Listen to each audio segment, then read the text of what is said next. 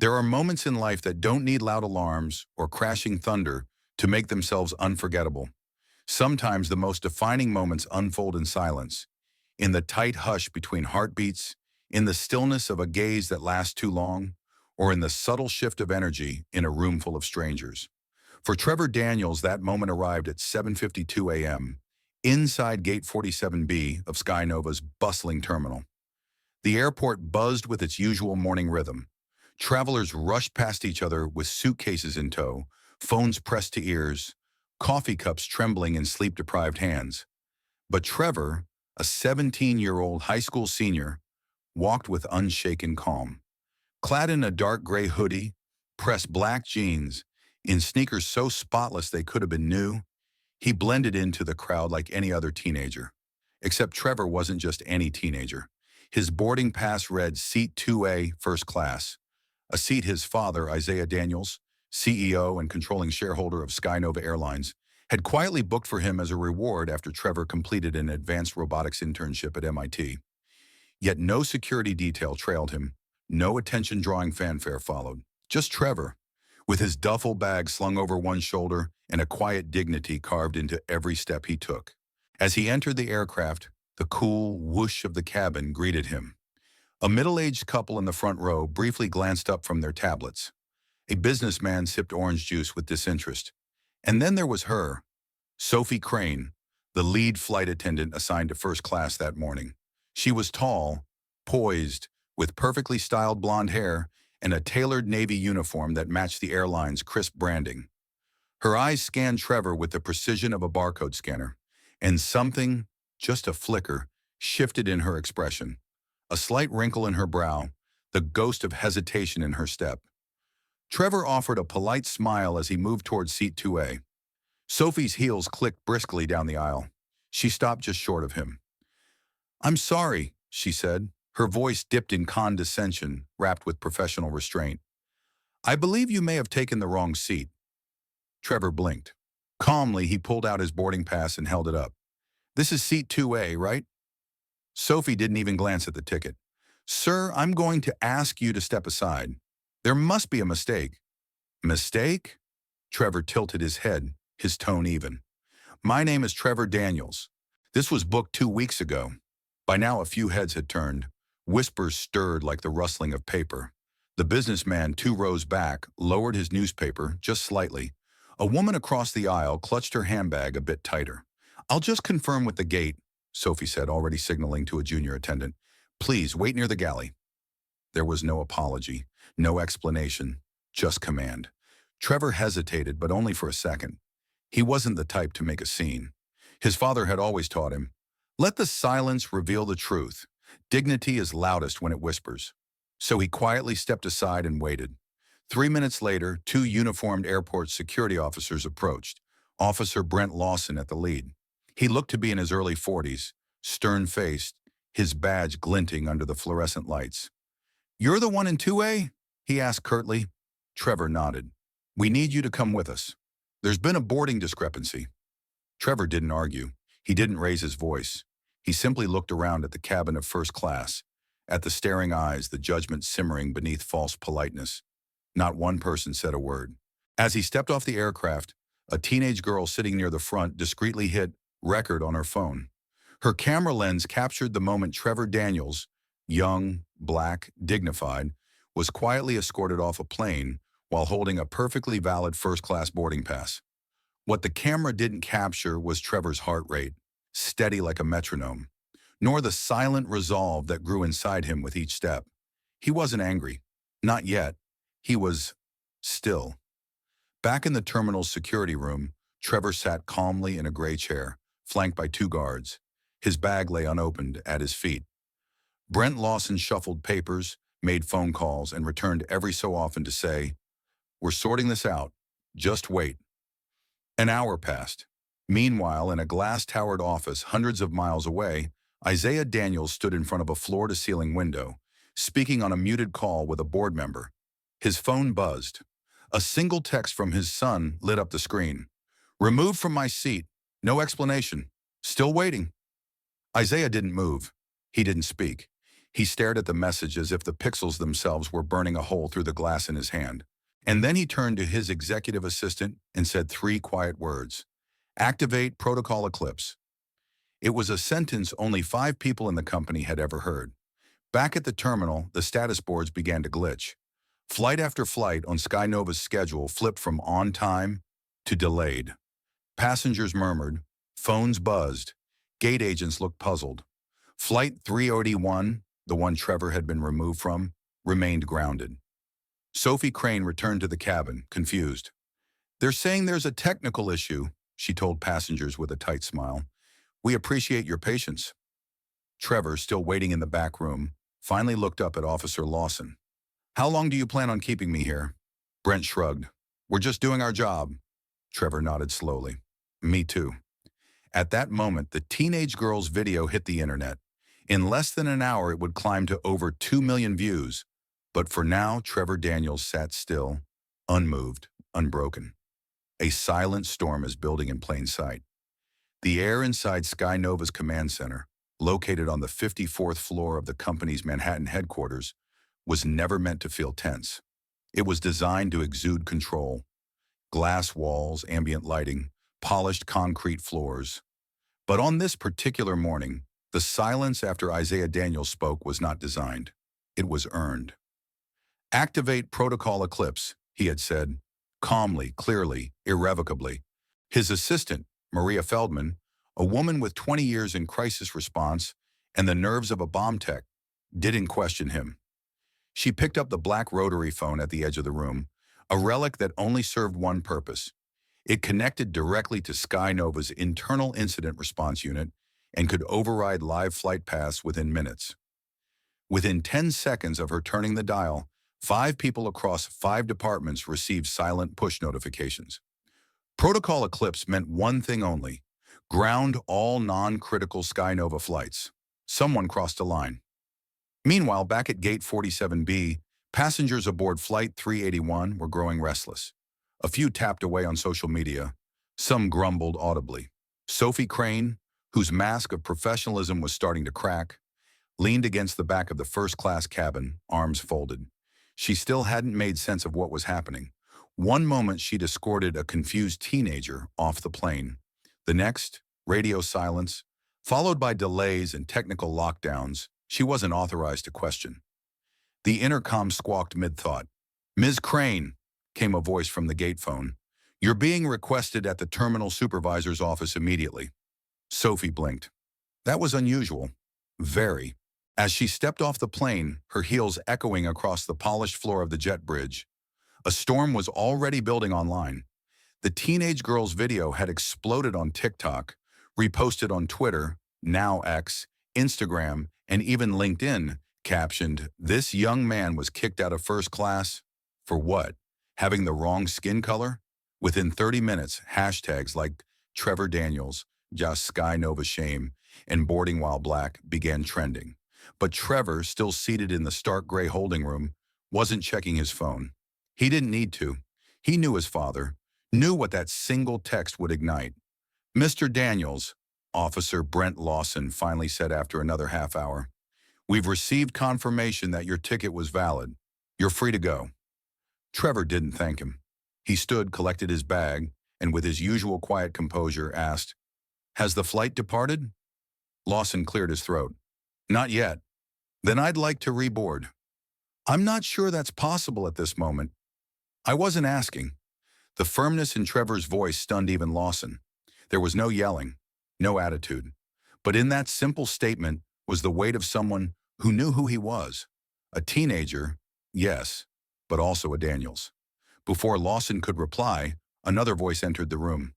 "Trevor?" He turned to see a sharply dressed woman with silver-rimmed glasses, her ID badge clipped to a tailored blazer.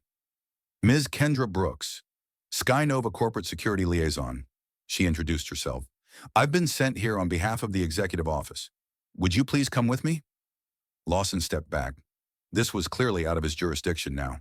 Trevor followed Kendra through a quiet, carpeted corridor, away from the holding areas, past a restricted door that read, "Authorized personnel only." Beyond it was a private SkyNova operations room. The walls were filled with screens, flight patterns, live social media feeds, internal chatter. The tension was unmistakable. "Your father is on a secure call," Kendra said, "but he asked me to walk you through what's happening." Trevor nodded. He didn't ask for explanations. He already understood. That was the thing about power. The real kind didn't need to yell to be heard.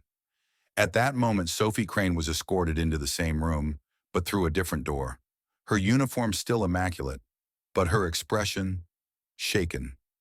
She hadn't expected to walk into a room with corporate officials, nor to see Trevor seated calmly at the head of the table.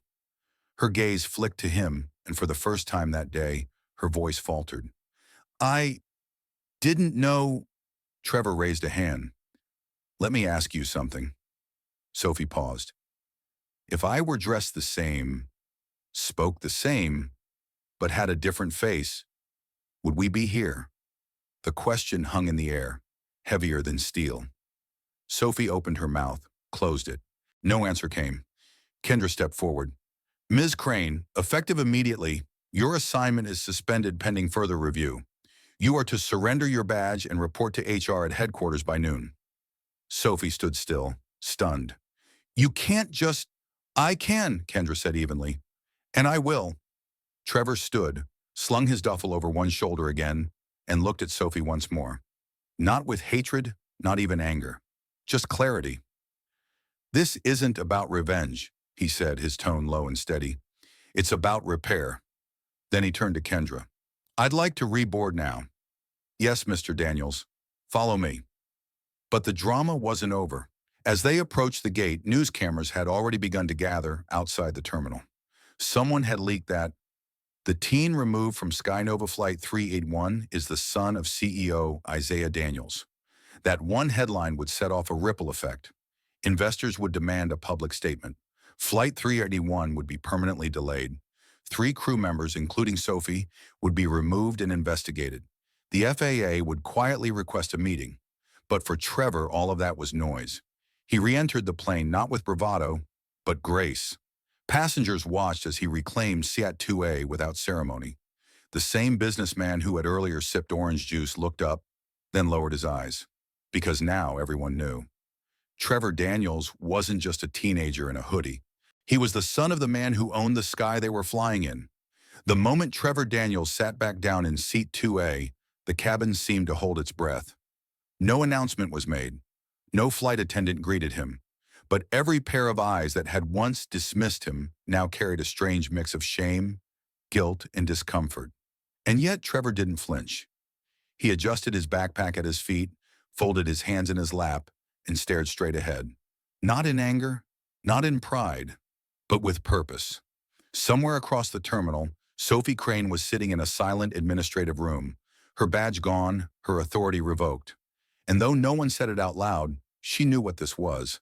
The reckoning she'd never thought would come. Back on board, Flight 381 was still grounded. Passengers murmured. A delay notice had just appeared on the screen overhead, blaming technical complications. But among those who had witnessed the earlier incident, no one believed it. Meanwhile, in a SkyNova executive boardroom in New York City, Isaiah Daniels had just ended a confidential call with the Secretary of Transportation. His face was calm, but his jaw was set. One of his guiding principles taught by his father echoed in his mind. It's not the altitude that makes you powerful. It's how you respond when you hit turbulence. He pressed a button on the edge of his desk. "Rachel," he said to his executive assistant, "I need all department heads and legal on Zoom in 15, and pull up Sophie Crane's HR file." "Yes, sir." As the machine of accountability began turning behind the scenes, something else was spreading even faster. Trevor's story. The original video, posted by a college student who had seen the incident unfold, now had over 2 million views and had been reposted by major activist accounts. Comments flooded in. "They did this to a CEO's son. Imagine what they do to kids without power. When you treat someone like they don't belong, make sure they don't own the room." This boy carried himself with more class than the entire airline staff. Influencers began chiming in. Journalists started calling SkyNova PR. And civil rights lawyers, always watching, always listening, began circling like hawks. But in Seat 2A, Trevor's phone remained off. He wasn't here to go viral. He wasn't here to ruin lives. He was here to finish a flight and make a point. A quiet, irreversible point. Just after 11:13 a.m., the captain came over the PA. "Ladies and gentlemen, thank you for your continued patience. We'll be taking off shortly. Our team sincerely appreciates your understanding." The apology was vague. The tone was stiff. But it was the best they could manage under the weight of what had happened. A new flight attendant, Jared, young, nervous, respectful, approached Trevor cautiously. "Mr. Daniels, may I offer you a drink before takeoff?" Trevor looked up. "Water, please, that'll be fine." "Yes, sir." As Jared turned away, he paused. Then quietly he added, "I saw the video. I just want to say, I'm sorry, you deserve better." Trevor met his eyes and nodded. "Thank you." The plane began to taxi. The engines roared softly. As the aircraft lifted into the air, the view outside the window, clouds parting, city fading, reminded Trevor of something he once wrote in an essay during his sophomore year. You can't fight gravity, but you can rise above expectations. Across the aisle, a white woman in her 50s, wearing a navy cardigan and designer sunglasses, leaned over slightly. "You handled yourself very well, young man," she said, not unkindly. Trevor gave a slight smile. "Thank you, ma'am." "I have a grandson your age," she added. He would have been furious, slammed doors, screamed. Trevor tilted his head thoughtfully. "I used to think that silence was weakness, but sometimes it's the loudest thing in the room." The woman blinked, taken aback by the wisdom in his voice. She sat back without another word. Somewhere mid-flight, Trevor's phone buzzed to life. He didn't check messages or social media. Instead, one notification caught his attention. It was from his father. From Dad, 11:48 a.m. "Board approved full internal review. Public statement coming. Proud of how you handled it. We don't raise sons to be loud. We raise them to be undeniable." Trevor's throat tightened. For a fleeting second, emotion brushed his composure. But he breathed in deeply, swallowed it, and pressed his palm against his chest, where a small gold chain hung beneath his sweatshirt, his late grandfather's chain. A reminder of lineage, of history, of the weight and grace of quiet defiance. Back on the ground, the fallout was beginning. Sophie Crane, now suspended and facing an HR inquiry, sat alone in a cab, re-watching the viral clip for the third time. Each playback hit differently. At first, it made her angry. They didn't get the whole story, she thought. But by the third viewing, all she could see was her expression frozen on camera. Stern, dismissive, inflexible. And Trevor's, calm, composed, patient, almost painfully so. Was this how she treated every passenger who didn't fit? Was this how she wanted to be remembered? She didn't have the answers. Not yet. But for the first time in a long while, she had the questions. At the same time, in a quiet press room on the East Coast, SkyNova's crisis communications lead was finalizing the official corporate statement. "We deeply regret the events that unfolded on Flight 3A1. SkyNova is committed to upholding the highest standards of dignity, respect, and equity across our entire network. The incident is under active review, and appropriate action is being taken immediately. We thank Mr. Daniels and his family for their composure and for holding us to a higher standard." But no statement, no carefully worded apology could erase what had happened. And more importantly, it couldn't undo what Trevor had quietly taught millions. That power doesn't always roar. That dignity speaks in silence. And that even at 30,000 feet, the truth finds a way to land. As the plane began its descent into Chicago, Trevor opened the window shade. Sunlight spilled onto his lap. In the quiet, he whispered something to himself, something no one else heard, but that would echo far beyond the clouds. They'll remember. The wheels touched down at O'Hare with a soft rumble, but for Trevor Daniels, the true landing had already happened miles above the ground, somewhere between silence and revelation. Now back on solid earth, a different turbulence was beginning to form, not in the sky, but within the walls of power. Trevor collected his backpack, thanked the new flight attendant, Jared, with a quiet nod, and stepped off the plane without ceremony. There were no flashing lights, no reporters, At least not yet. But his phone, now back online, buzzed nonstop in his pocket. Messages, mentions, missed calls. He ignored all of them except one, a text from his mother. Mom, 12:37 p.m. I heard, I'm proud of you, baby. Be safe out there. Trevor smiled softly and slipped the phone into his hoodie again. Just ahead at the gate, a man in a tailored navy suit and silver tie stood waiting. Elliot Chase, his father's head of executive security. Tall, silent, intimidating by default. You good, sir? Elliot asked without making a scene.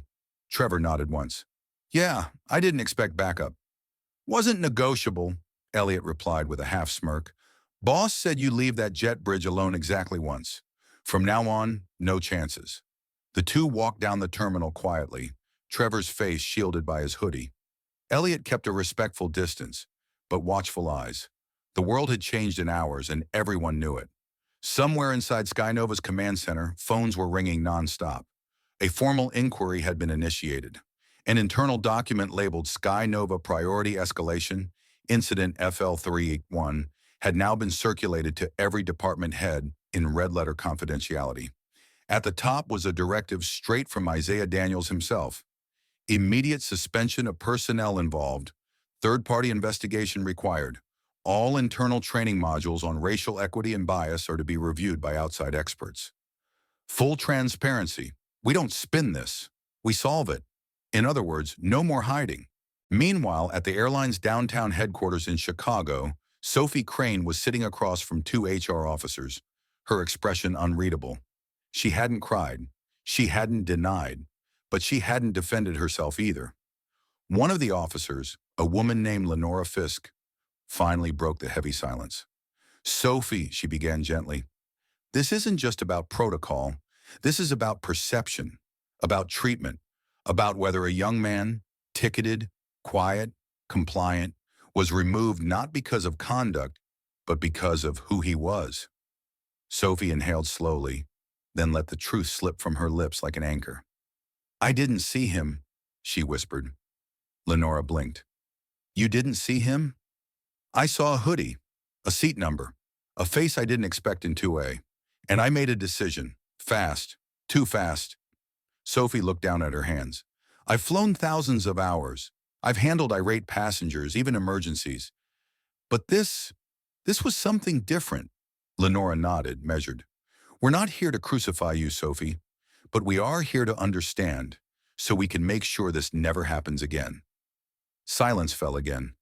Across town, inside a conference room adorned with modern art and thick glass walls, Isaiah Daniels stood before the entire SkyNova executive team.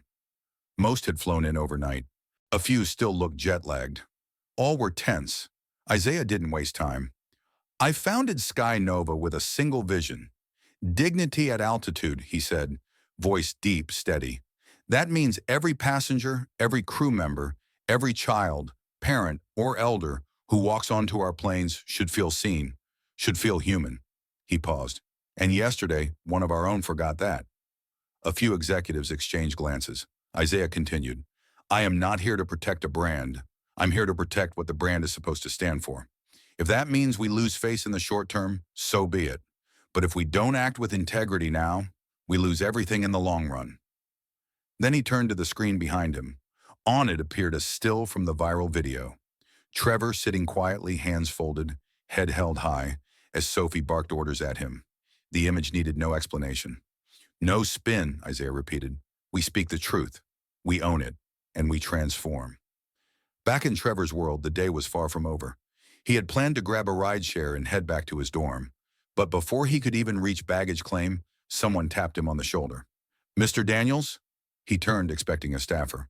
But instead, a reporter stood before him, badge from Channel 7 clipped to her coat, camera operator just behind her. I'm sorry to ambush you like this, she said sincerely, but your story has rouched people.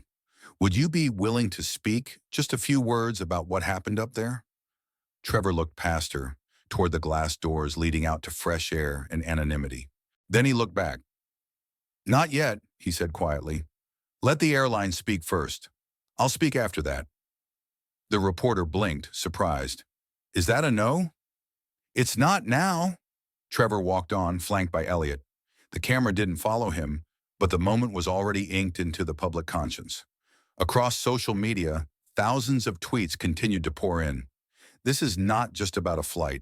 This is about how people in power treat those they assume don't belong. Trevor Daniels just became the face of dignity under pressure. SkyNova better learn. The sky has no favorites, but the internet doesn't forget. Later that evening, back at his dorm, Trevor sat at his desk alone. He stared out the window at the Chicago skyline, lights flickering like stars that refused to dim. On his desk sat a single photo, him and his grandfather taken when he was 7, both in suits at a community award ceremony. Underneath was a quote his grandfather used to say, "You don't fight fire with fire. You build something stronger that doesn't burn." Trevor took a deep breath, opened his laptop, and began typing. Not a tweet, not a thread, but something else. A letter, addressed to the passengers of Flight 381, the crew of SkyNova, and anyone who's ever been told they didn't belong. He didn't know where it would lead, but he knew it had to begin, because this wasn't just about one flight or one moment of prejudice. It was about how a single seat, a quiet boy, and a cruel misjudgment had sparked a national reckoning. And the real story? It was only the beginning. The letter went live at dawn. Trevor hadn't planned on publishing it so quickly. He'd written it intending to reflect, maybe posting it to a school forum or sharing with a few close friends. But by midnight, after a quiet reread and a single phone call to his father, the decision became clear. It wasn't just his story anymore. It was a conversation the country had been waiting for. Trevor uploaded the letter to his blog, an obscure page he had created back in high school for creative writing. No fanfare, no announcement. Just a simple post titled, "To the ones who sat beside me and the ones who turned away." And in that letter, his words weren't angry. They were precise, poised, piercing in their quiet power. This isn't a call out, it's a call forward. What happened to me on Flight 381 isn't rare. It's just rarely caught on camera. I was asked to move not because I misbehaved, not because I raised my voice or broke a rule, but because someone looked at me and saw a mistake that didn't exist. I want you to know, I didn't call my father to punish anyone. I called him because I was tired. Tired of being mistaken for less. Tired of shrinking myself so others could feel comfortable. Tired of performing peace while being treated with suspicion. I don't hate the flight attendant who told me to move. I pity the system that made her believe she could. And I forgive her. But forgiveness is not the same as forgetting. If you're reading this and you've ever looked at someone like me and thought, they don't belong here, ask yourself, why? Because I do. And so does every black kid who dares to walk like they matter. Trevor D. Within 3 hours, the post had been shared over 20,000 times. By noon, it was trending on every major platform under Nashir Flight 381 and Belonging Matters. By evening, Trevor was getting calls from CNN, The Washington Post, and The Atlantic. A professor from his university even emailed asking if they could reprint the letter in the fall ethics curriculum. The silence that had started this journey had now become an echo stretching across a nation hungry for change. But the most unexpected response came not from the media, but from within SkyNova itself.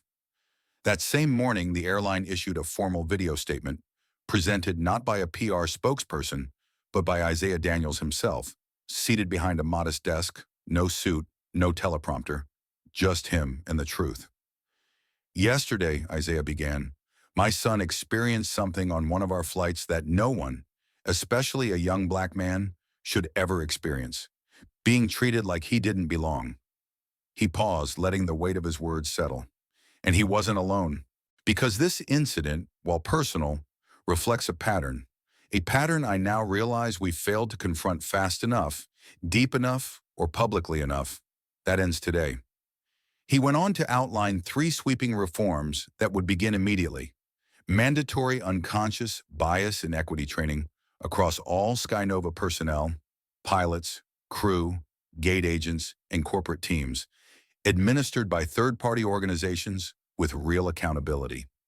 A passenger rights charter, visibly displayed at all check-in counters and aircraft cabins, outlines every passenger's dignity, rights, and escalation options without fear of retaliation. The Daniels Initiative, a $50 million fund to support underrepresented students pursuing careers in aviation, leadership, and public service, in honor of Trevor's silent protest.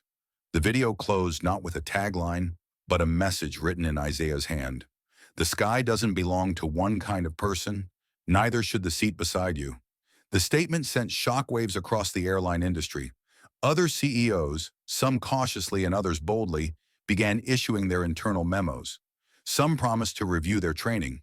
A few reached out privately to Isaiah to ask how they could collaborate on the Daniels Initiative. But one thing was clear. What had started as a misjudged passenger in seat 2A was now becoming a national reckoning about access, race, and representation in air travel. Meanwhile, for Trevor, the attention was becoming surreal. He walked across campus the next morning and noticed people whispering, pointing, approaching him not with pity, but with awe. Some students stopped him just to shake his hand. A professor paused his lecture to nod in his direction. And perhaps most touching of all, a janitor named Mr. Lewis, who had known Trevor since his freshman year, clapped him gently on the shoulder near the library and said, "You made us proud, son. Quiet, strong, and straight." Trevor managed a humble smile, but his heart was swirling. Not all the attention was welcome. That afternoon, he received an anonymous message through his blog inbox. "Stop making everything about race. You were probably sitting in the wrong seat anyway. You people love playing the victim." Trevor read it once, then again. He didn't respond. Not because it didn't sting, but because he understood something deeper now. Every step toward truth threatens someone who benefits from the lie. He forwarded the message to his father's cybersecurity team, just in case, and then turned off notifications for a few hours. There were bigger things to focus on, like the invitation he received just hours later from Anderson Cooper's team at CNN. They wanted Trevor to join a special segment titled Voices of the Next Generation, highlighting young leaders reshaping national conversations. It would air in 3 days. Trevor hesitated, not because he didn't want to speak, but because he didn't want to become the symbol. He didn't want this one moment to define his whole identity. That night, he called his mom. She listened, then gave him the kind of advice only a mother can give. "Baby," she said softly, "you didn't ask for this, but you answered it with grace. Now you've got the mic. You don't have to shout. Just tell the truth the way you always have." Trevor exhaled.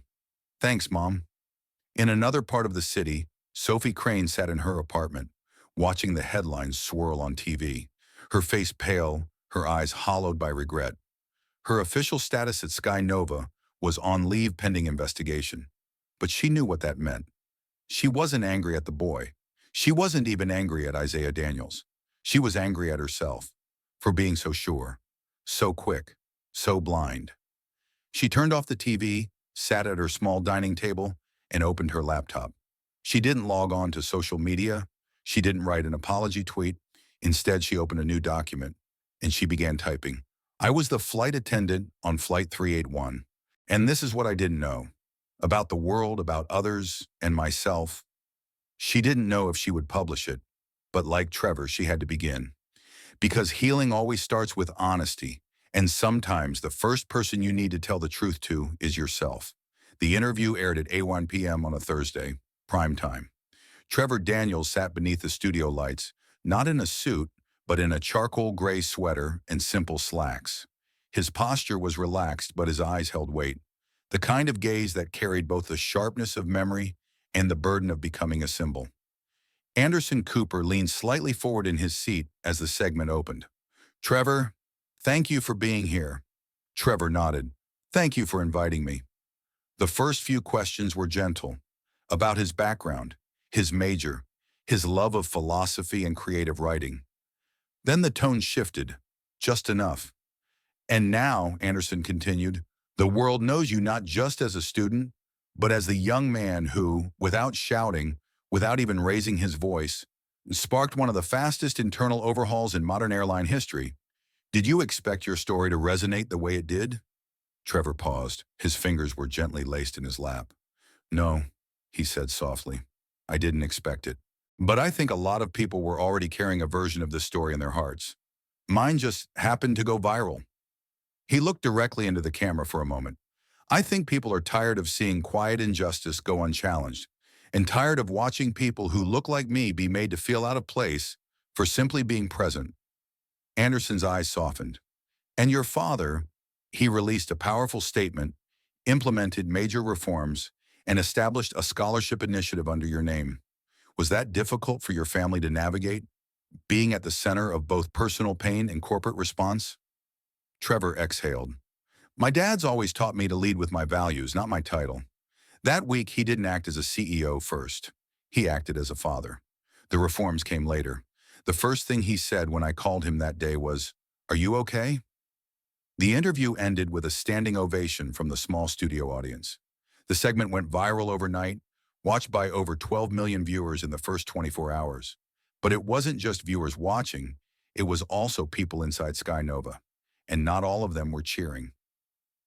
In a sleek, glass-paneled office on the 23rd floor of SkyNova's headquarters, Regina Whitmore, head of international operations, closed her laptop slowly. Her jaw tightened. She wasn't against change. She wasn't even against Trevor's message. But what unsettled her deeply was how fast everything was happening. How quickly Isaiah Daniels had shifted the company's priorities, restructured leadership roles, and publicly declared a cultural audit of every department. Change was one thing, but losing control of the narrative, that was another. Regina had spent 18 years building her influence in the company. She was poised, calculating, and meticulous in her executive dealings. The idea that a single boy's experience, regardless of its injustice, could upend a system she had helped construct, unnerved her. That evening, she picked up her phone and dialed a secure number. "Yes?" a voice answered on the other end. "We need to talk," she said, "before Daniels turns his company into a PR experiment." Back at Trevor's university, the campus community was transforming. Professors who once breezed past diversity conversations now opened their lectures with honest reflection. Student forums launched dialogues on belonging and implicit bias. A mural featuring Trevor's silhouette and profile, painted by the art department, began taking shape on the east wall of the student union. Trevor didn't know whether to feel honored or overwhelmed. He still went to class, still studied late into the night, still met friends for coffee. But now people looked at him differently, not with condescension, but with reverence, as if he had become both student and teacher. And yet the pressure was mounting. Trevor began receiving emails from advocacy groups, education reform boards, and even political consultants asking if he'd consider becoming the face of a broader movement. One message read, "With your voice and your family's platform, you could reshape national policy around equity in travel and service industries. Let us help you organize." Trevor closed the message and didn't reply, because what none of them seemed to understand was this. He hadn't planned this. He hadn't asked to be a movement. He had just wanted to be treated with basic dignity. But maybe that's how movements begin, not with ambition, but with exhaustion. The kind of exhaustion that finally says, enough. That same night, halfway across the country, a woman named Danielle Ortiz sat at her kitchen table. She had been a flight attendant for over 20 years, and she remembered every difficult flight, every moment she had been disrespected, every time she had seen a colleague whisper something about row 2A or seat 4C, and knew, without it being said aloud, that it had to do with the color of someone's skin or the way they dressed. She'd stayed silent more times than she could count. But after seeing Trevor's interview, something inside her shifted. Danielle opened her work laptop and typed a long, heartfelt email to SkyNova's HR department. In it, she described specific incidents of racial profiling, biases she'd witnessed, and even training materials that subtly reinforced outdated norms. She ended it with, "I'm not writing this to attack anyone. I'm writing this because I'm tired of being part of a system that apologizes only after getting caught. If we're serious about change, then start with listening to those of us who have been watching from the jump seat for years." She hit send and trembled a little, but she knew, finally, her silence had ended. Meanwhile, in the Daniels household, Isaiah and his wife Serena sat in their living room, the glow of Trevor's interview still playing softly on the TV in the background. Serena placed her hand on Isaiah's. "He's grown up," she whispered. Isaiah nodded, his eyes distant. I just hope the world lets him be a young man before it makes him a monument.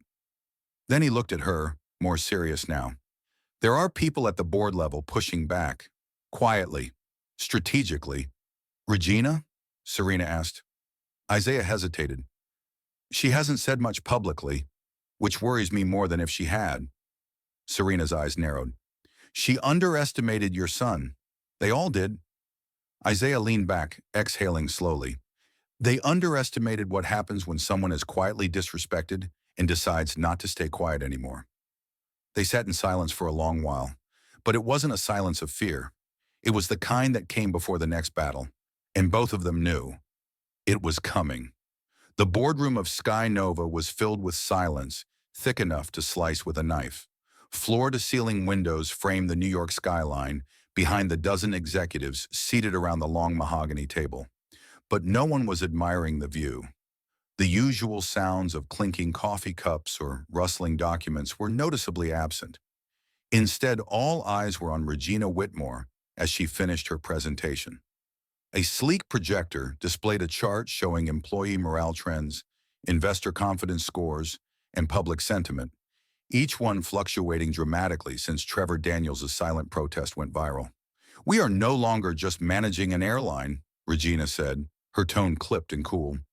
We are now managing a narrative, and that narrative, if we're not careful, will begin to manage us. A few nods, a few tense glances. Then came the expected voice. Martin Alcott, CFO of SkyNova, loyal to Regina's faction.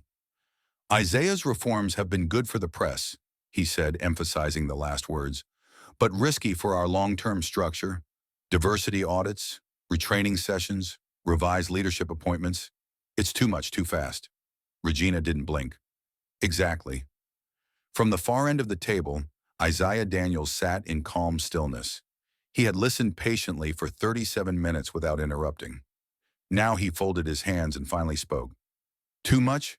Too fast? He repeated, voice low. Or too late? Too long overdue? No one answered, not immediately. He rose to his feet, not with aggression, but with precision. You all know me. I'm not interested in theatrics. I'm interested in systems, in structure, in substance. And right now, this airline is being dragged into the 21st century, not because we wanted to, but because we were forced to. He glanced toward Regina, but didn't linger. What happened to my son should never have happened. But it did. And it's not the only time something like it has happened under our name. The difference this time is that it got caught on camera, and the world saw it. He let that hang in the air. And if the world saw it once, they'll start looking again. Regina leaned forward, her voice smooth and sharpened like a blade wrapped in velvet. No one here is denying the need for progress. But what you're suggesting, Isaiah, feels more like a cleansing than a correction. Isaiah raised an eyebrow. Then maybe the system needed cleansing. Gasps were barely muffled. Regina sat back, calculating. It wasn't the first time they had clashed behind closed doors, but it was the first time she saw it, not just as a conflict of idea, but as a potential transfer of power. And that unnerved her. Meanwhile, across town, Trevor sat at a small cafe with a familiar face. Nico Rivera, his roommate, and one of the few people who still treated him like Trevor. Not the movement, not the symbol, not the son of SkyNova's CEO, just Trevor. You know, Nico said, stirring his chai latte. I saw someone wearing a t-shirt with your face on it yesterday. Trevor groaned. Please tell me you're joking. Nope. Black and white print. Caption said, silent but unshakable. You're a meme now. Trevor laughed, but only for a second. Then, like clockwork, the laughter faded into something heavier. Nico noticed. You okay? I don't know, Trevor said honestly. Part of me feels like I've started something I can't control, and another part of me feels like I didn't start anything. I just responded. He stirred his drink absently. Now everyone wants me to speak up. Be on panels. Testify at education boards. Lead change. But I'm 20 years old. I'm still figuring myself out. Nico leaned in. You don't have to carry it all, you know. Trevor smiled faintly. Feels like I already am. A silence settled between them, not awkward, but intimate. the kind only true friendship can hold. Then Trevor's phone buzzed, a text from his father. Need you to see something. Confidential. Sending now. Eyes only. Seconds later, a secured document came through. An internal SkyNova memo titled Proposed Cultural Repositioning Strategy. Alternate Framework. Strictly internal use. Trevor's eyebrows furrowed as he scrolled.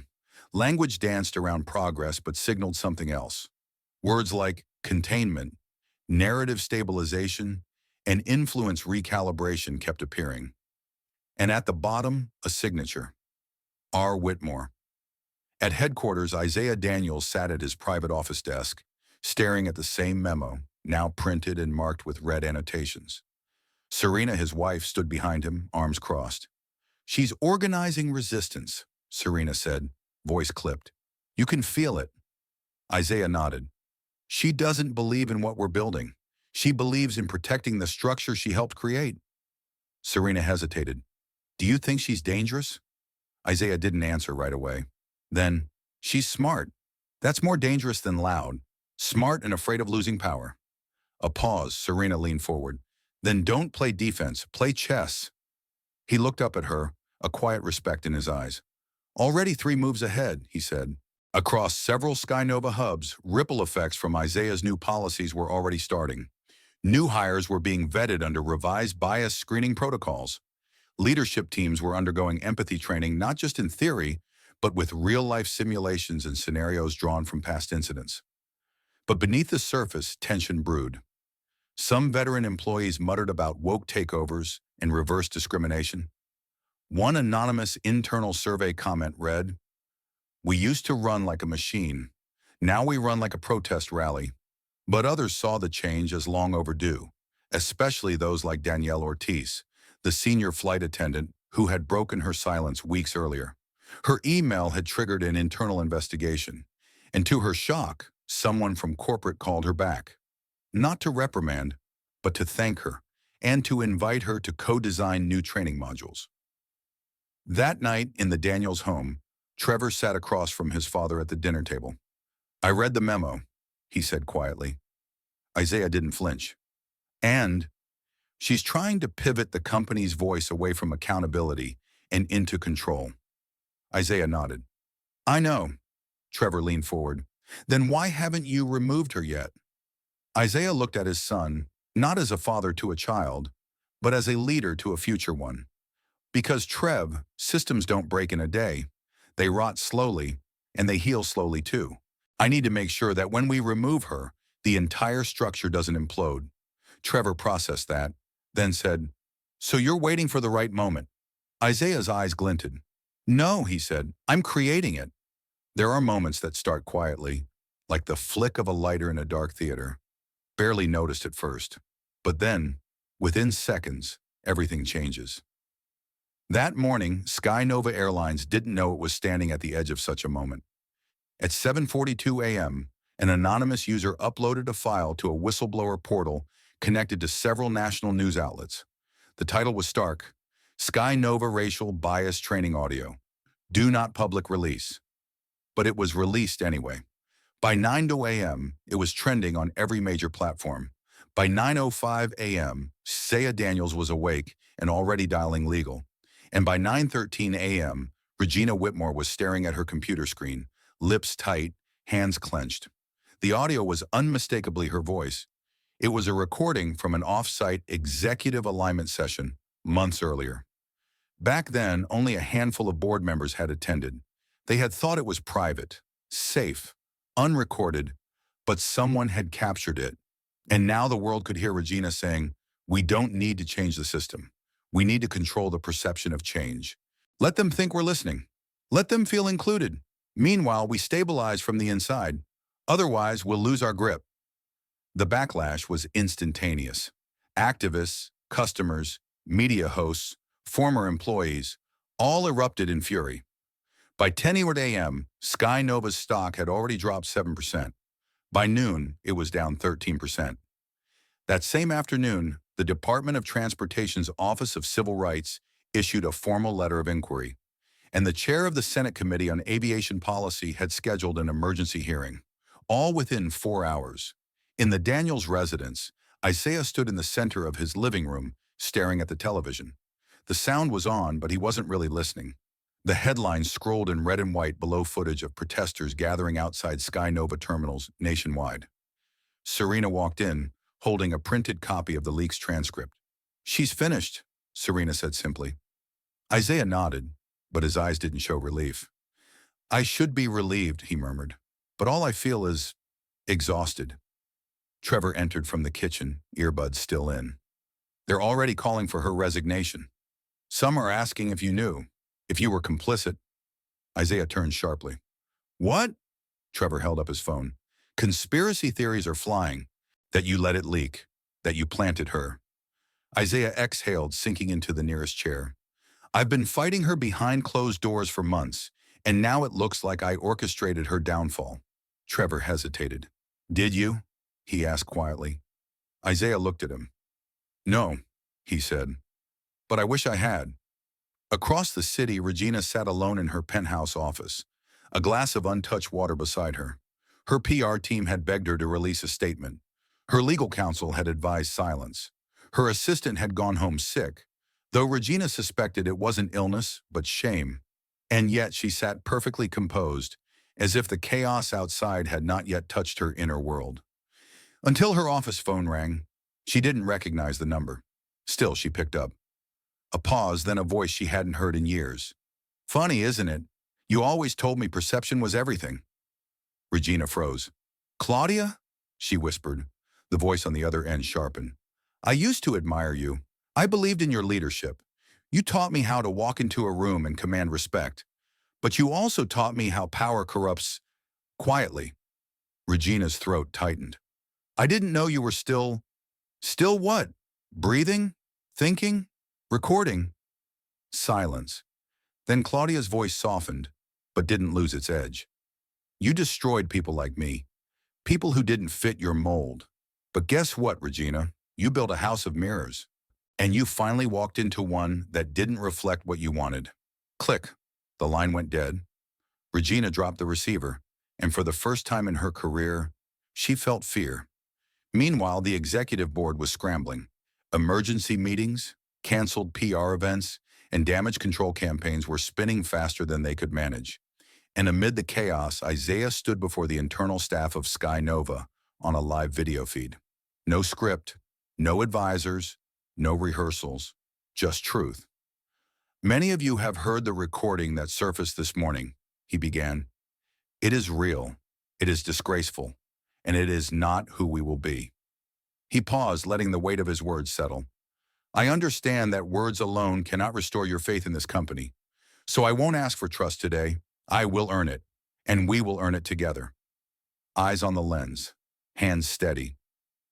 "This is a turning point, not a PR crisis, not a news cycle, a reckoning. And if I have to rebuild this company from its very bones, I will. But I will not rebuild it alone." The live chat exploded in support. He ended with a single line. "If you've ever felt unseen, starting today, you are no longer invisible." Trevor watched the speech from the back of the conference room. His phone buzzed again. Another message. This one from someone named Claudia J. He spoke with integrity. "Thank you for being the reason he had to." Trevor stared at the message, then looked at his father on the screen. And for the first time in weeks, he smiled. In a quiet part of town, Danielle Ortiz walked out of a coffee shop, clutching a warm cup and a printed news article with her name on it. Headline, "Flight attendant who spoke out. It was never just about one flight." A stranger passed her and said, "Thank you for speaking up." Danielle blinked.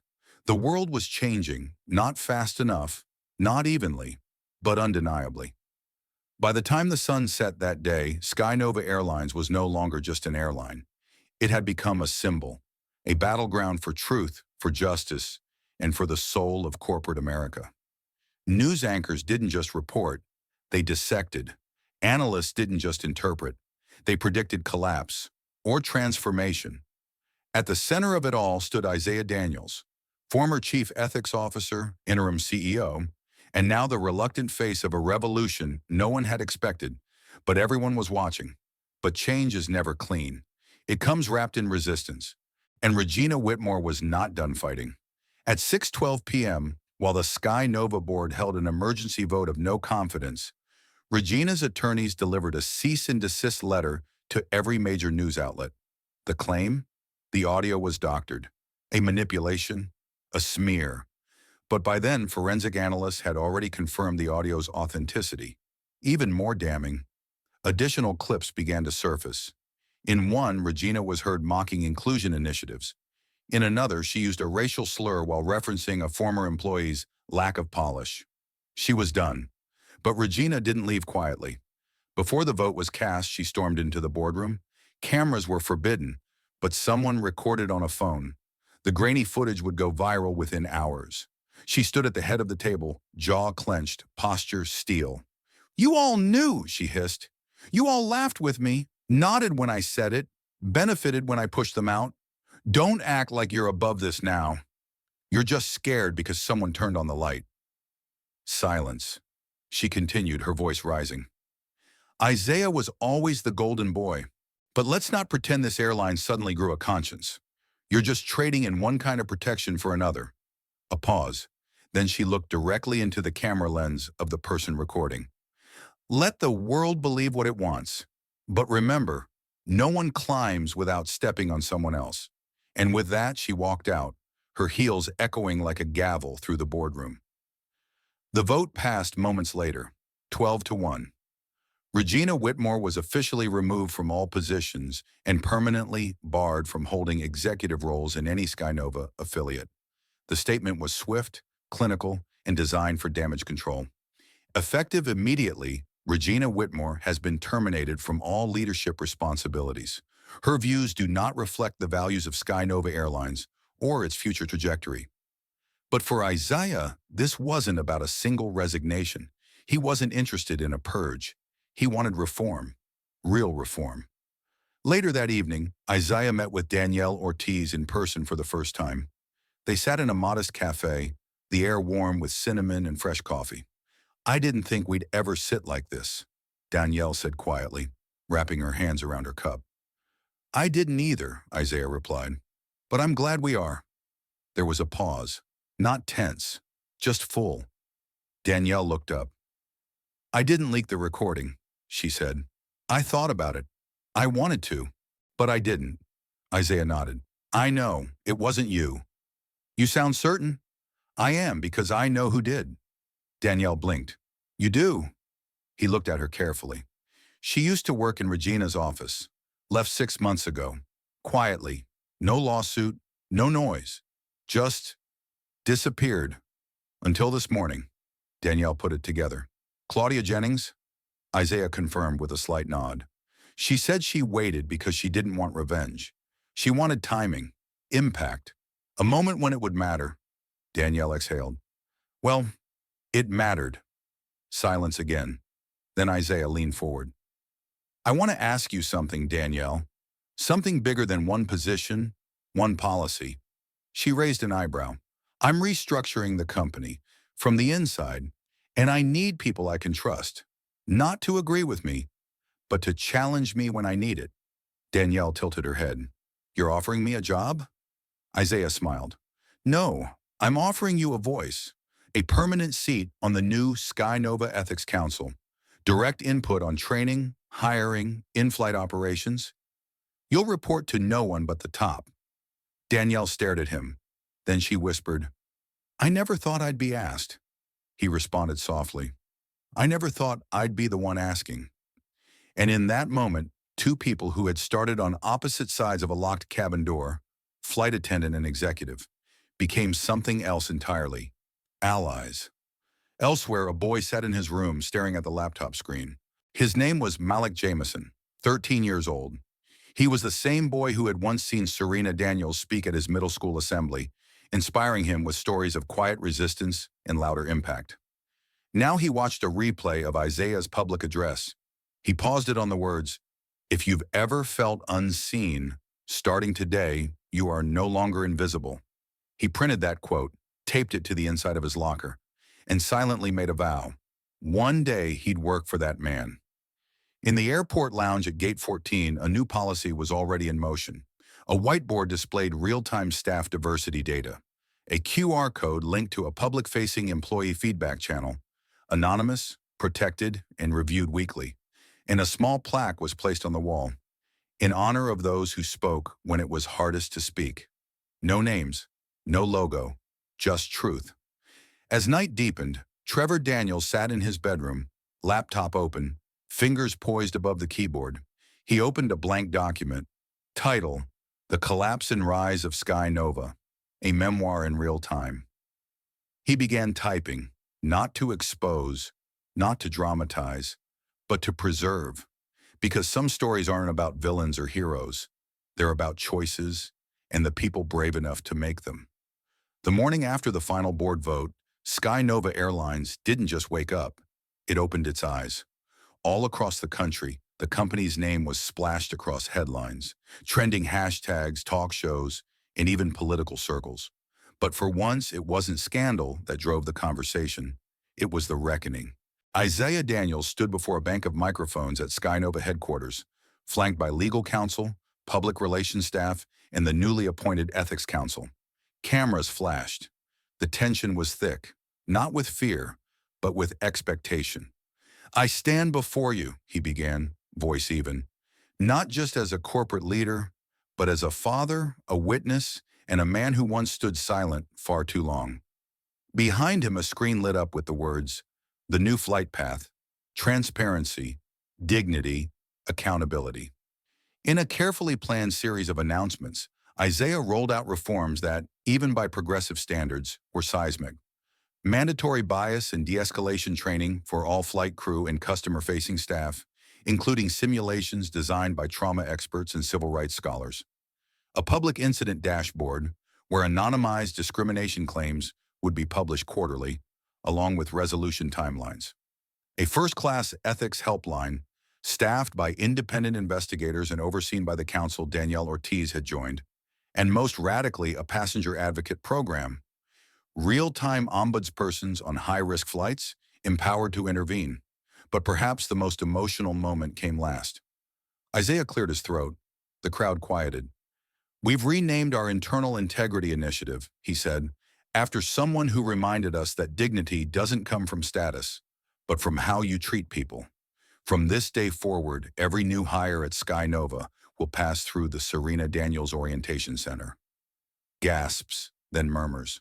Trevor, sitting in the back of the room, lowered his head. Tears formed. He didn't wipe them away. That afternoon, the Daniels family gathered in their modest backyard in Atlanta. Trevor had flown down. Serena's sister, cousins, and even former co-workers from her teaching days were there. Isaiah, though reserved, had a quiet peace about him that hadn't been there in months. At one point, young cousins played under the lemon tree. Malik Jameson, the boy who had watched Isaiah's speech the night before, stood among them, a bit nervous, but lit up when Serena's sister handed him a glass of lemonade and said, "You're family now, too." Isaiah sat on the porch with Danielle. She chuckled at the picnic chaos, sipping ginger tea. "You really did it," she said. "You actually moved the mountain." He shook his head gently. "No, I just admitted it was real." They sat in silence, peaceful this time. Then Danielle asked, "And Regina?" Isaiah exhaled. "She tried to sue. We countered with breach of contract and hostile workplace discovery. She withdrew." Danielle nodded. "So she's gone? From us?" "Yes, but from the system." He looked off. "She'll resurface somewhere. They always do. But this time, she won't go unnoticed." Later that week, an extraordinary moment unfolded 35,000 feet in the air.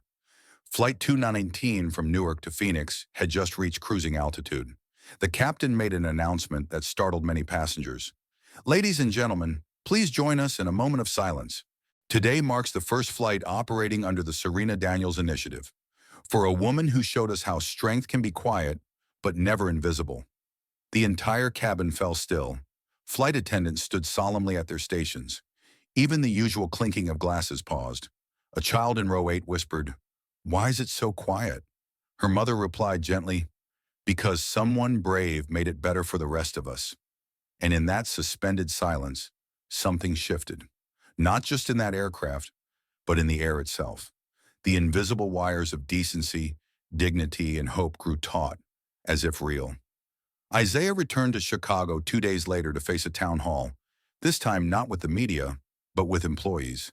The auditorium was packed. Pilots, stewards, baggage handlers, maintenance teams. And for the first time, janitorial staff sat in the front row, invited directly. He stood before them without a script. "What happened to Serena," he began, "should never have happened. But it did. On my watch. I can't undo that." A hush. "But what I can do is promise you that no one will ever be punished for speaking up again. Not here. Not at SkyNova." A flight attendant in the front row, an older black woman with a silver name tag, stood. "Mr. Daniels," she said firmly, "do you believe people can really change?" He paused. "I think they can, but they must choose to, and they must prove it, not say it." She nodded. "Then I'll stay," he smiled. "Then I'll fight like hell to be worthy of that." Across the country, media coverage shifted from outrage to inspiration. Morning shows spotlighted Isaiah's reforms. Social media dubbed him the CEO who actually listened. Even late-night hosts praised the turnaround, some with biting humor, some with genuine awe. SkyNova's stock, after a temporary plunge, rebounded as public trust returned. The airline industry watched with a mix of panic and curiosity. A few carriers scrambled to follow suit. Others mocked the ethical airline trend. But one thing was clear: something irreversible had begun. And far away in a modest apartment in Baltimore, a woman named Claudia Jennings watched a news segment about the Ethics Council. Her name was never mentioned. She never wanted it to be. But as the anchor said, sometimes it takes one voice in the dark to light the path for thousands. She allowed herself a small smile. She closed her laptop and went back to her quiet life. Epilogue. A year later, on the anniversary of the incident, SkyNova unveiled a commemorative sculpture at Atlanta International Airport. It was simple: a bronze boarding pass inscribed with the phrase, "Reserved for everyone." Beside it, a placard read, "This plaque honors the voices who refused silence, the passengers who refused erasure, and the workers who demanded more than a uniform. They demanded humanity. This is for Serena. This is for all of us." As crowds gathered to take photos, a child approached the statue. He looked up at his father. "Does this mean we're allowed now?" The father knelt down, smiling. "It means we've always been allowed. Now they finally see it too." Moral of the story and lessons learned. Silence is never neutral. Isaiah's early silence allowed injustice to breathe. When he chose to speak, real change began. One voice can ignite a movement. Whether it was Claudia's recording, Serena's dignity, or Danielle's refusal to back down, each act proved powerful. True reform isn't just removal, it's rebuild. Firing Regina wasn't the victory. Reconstructing the system was. Justice may take time, but it never sleeps. Even after the plane lands, the flight of truth continues.